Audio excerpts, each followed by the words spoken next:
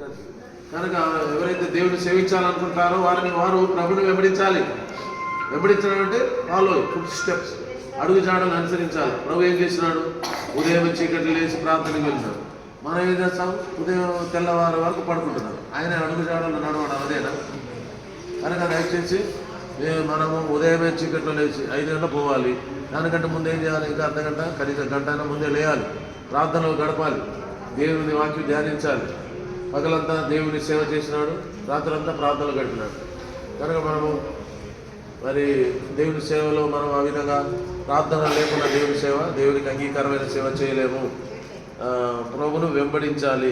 వెంబడించినప్పుడు అప్పుడు ఇంకా నెక్స్ట్ ఏమో జరుగుతుంది? అప్పుడు నేను ఎక్కడ ఉందో అక్కడ నా సేవకుడు ఉన్నాను. ఆ విధంగా నేను అతన్ని ధనపరుచు ఒకటి సేవించిన నా తండ్రి అతన్ని ధనపరుచు. దేవుని సేవకు ప్రాముఖ్యత ఇవ్వాలి. ఇతర ఆలోచన 10 సార్లు ఫోన్ చేసిన మహానుభావుడు అంటే ఆ అబ్బాయి